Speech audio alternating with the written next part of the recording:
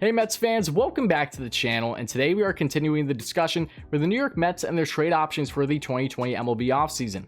And as we all know, they've been keeping tabs on really showing interest in every starting pitching name out there, either via free agency or in the trade market, and we've touched on so many of them on the channel. But today we are going to be discussing Yu Darvish for the Chicago Cubs, because over the past 48 hours, the Cubs have reportedly been saying that they are in fact listening to trade offers for their coveted starting pitcher after having a very dominant short 2020 season. And with the Cubs, as we know, looking like they want to go in more so a retool / rebuild, freeing up salary, as we know, not tendering guys like Kyle Schwarber, who was a crucial part of the organization years prior. Among other players, Chris Bryant could very well be on his way out, and don't be surprised to see me cover him on the channel as well. But they're going in a different direction. Same thing with the majority of that NL Central outside of the St. Louis Cardinals, and that very well could have been a factor in a guy like Theo Epstein stepping down out of the organization as well. So just to add that in there. But the Mets, as we know, have really been showing interest in so many guys, and there has been some connections between Darvish and the Mets possibly. So that's what we will be breaking down today's video: a summary on Yu Darvish and his game, what he would bring to the Mets in a possible trade, what kind of trade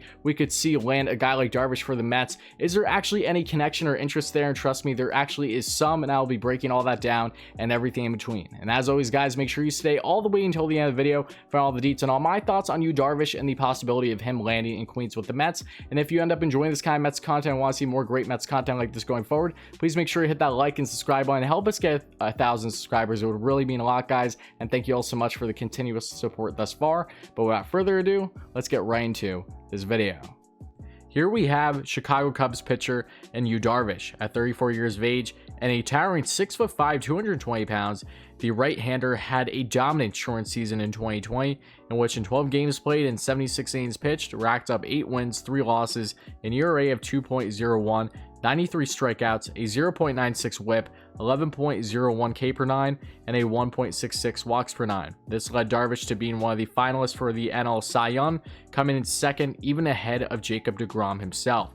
But in 2019, in 31 games played, he had 6 wins, 8 losses, and in 178.2 innings pitched, and had an ERA 3.98, 229 strikeouts, a 1.10 whip, 11.54 K per 9, and a 2.82 walks per 9. But now looking at Darvish's career numbers, splitting time between the Texas Rangers, the Los Angeles Dodgers, and most recently the Chicago Cubs, in 182 total games played and 1,127 innings pitched, he has 71 wins, 56 losses, a career ERA of 3.47, a 1.16 whip, and 1,392 strikeouts.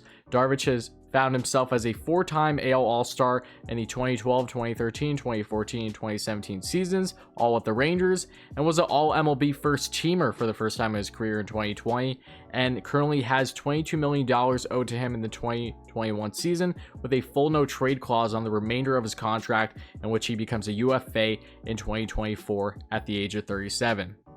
And just like I've done in previous videos, check out these advanced statistics for Yu Darvish in the 2020 short season. We're talking in the high 80s and high 90s percentile among the rankings among all MLB pitchers in the league. Look at that spin rate as well. He has had excellent command in that short season, quite the bounce back year. And I get it, it was a smaller sample size. Who knows what would have happened in a full season normally for Yu Darvish, but still, he's a consistent pitcher, and even at the age of 34 has been putting up some remarkable numbers. So it is a little surprising to see him shopped possibly by the Chicago Cubs, but at the same time, they really are trying to free up some salary and focus more so on the long-term future, knowing that they aren't in a full win now stage currently speaking. So because of that, they want to possibly shop a guy like Darvish. Same thing with Chris Bryant, and I will definitely talk about Bryant in another video, don't you guys worry. But when it comes to Darvish in particular, he would make sense for the Mets in numerous ways. But let's go into, has there been any connections? Well, from what I've seen, at least, there has been some reports of the Mets at least keeping tabs on the Yu Darvish front, and that very well could pick up depending on what the Mets land in free agency and in the trade market. I don't think Darvish is necessarily the first priority for the Mets by any stretch of the imagination, being at the age of 34 already and currently still having a couple years on his contract at around $22 million in 2021, and then dropping down between 18 and 19 mil for the following years leading up to the 2024 walk year. So, and at that time he's the age of 37, so it's not a lovely contract by any stretch of the imagination for a guy going into the latter half of his 30s, but he has been playing like a fine wine, so take that into account. And with a guy that has had excellent command fan and has been connected to the Mets in numerous ways, and Joel Sherman has stated this multiple times for the New York Post and on MLB Network as well.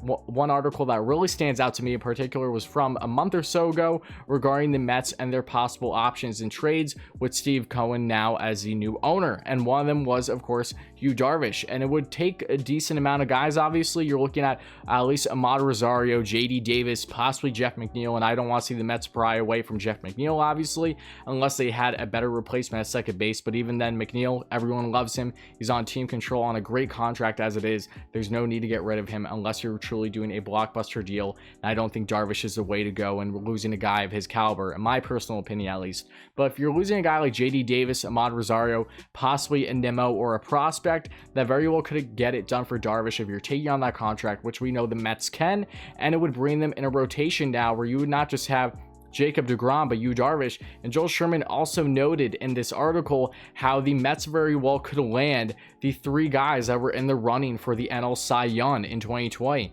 outside of the winner, Trevor Bauer, including Trevor Bauer. Look at that possibility. I don't know about you guys, but I think that would be absolutely phenomenal for a team in this win now stage, both short term and long term, to see at least a year or two of Jacob deGrom, to GOAT, Trevor Bauer, Yu Darvish, and then you add in Marcus Stroman, Thor when he's healthy, David Peterson. That is the filthiest rotation in baseball, and you can't tell me otherwise. And look, does that mean the Mets are going to go down this route? Of course it doesn't, but there has been some expressed interest there, and I'm sure plenty other teams have already shown interest as it is. So in my opinion, it's probably one of the more fallback plans for the Mets if they say don't land a Trevor Bauer or a Tomoyuki Sugano, if they prioritize him as a top 3 pitcher in the rotation, among some others that we have touched here already on the channel. But the Mets, as we know, have so many options in the 2020 MLB free agency and the trade market as it is, so it was definitely worth knowing to bring up a guy of Yu Darvish's caliber. And when you also look at his command, I want to mention that as well. He's currently working with 6 different types of pitches, very impressive in the 2020 season, including a cutter at 87 miles per hour topping out, a slider at 82 miles per hour, a four-seam fastball at 96 miles per hour, a curve at 78 miles per hour, a sinker at 95 miles per hour, and a split finger at 90 miles per hour. So he has definitely some diversity in his pitches, as we know, and has really done that throughout his career. And to see him progress the way he did and bounce back in this short season was awfully impressive. And I get it, he is at the age of 34, and that contract isn't necessarily the most lovely thing, but the Mets can handle that. And this is all a situation if the Mets do in fact go down that route. So if they do, what are your thoughts, Mets fans? Let me know in the comments below. Would you like to see Yu Darvish in this rotation? Because just imagine a rotation of not just Darvish, but possibly Bauer as well, really having that 3-headed monster, if you will, that were all in the Cy Young voting this past year. I think that would be absolutely insane. I would be here for it. Darvish is such a monster. He has a great personality as well. I know that Bauer has talked about him plenty, and they went back and forth on both social medias and their YouTube. Not that that means much. I just think that that is a nice thing to note, at least, but a very interesting thought, at least, and I want to know yours as well. Would you like to see Darvish land in Queens with the Mets? And what kind of trade proposal would you give up for a guy like Darvish? And if not, give me your reasoning as to why you would not prefer a guy like Darvish, outside of the obvious reasons, in 1, his age, 2, the other trade avenues or signings that the Mets can do in the market, among other things. Again, I don't think this would be the first thing the Mets would prioritize in this year's trade market / free agency, but it is definitely something that they are considering, I'm sure, because they've been keeping tabs on literally every big name and fish in between the trade market and free agency again. So thank you all so much, guys. It means an absolute ton. Hit a like and subscribe. Share this video with your friends if you ended up enjoying this kind of Mets content. If you want to see more great Mets content like this going forward, I expect plenty more great videos like this regarding their trade options and free agency options, and I cannot wait to see what the future holds for the Mets going into 2021 and here on the channel. So thank you all again. It means an absolute ton, guys, and make sure to stay tuned for the great stuff that is sure to be coming within the coming days, and I'll catch you all probably in the next day or two.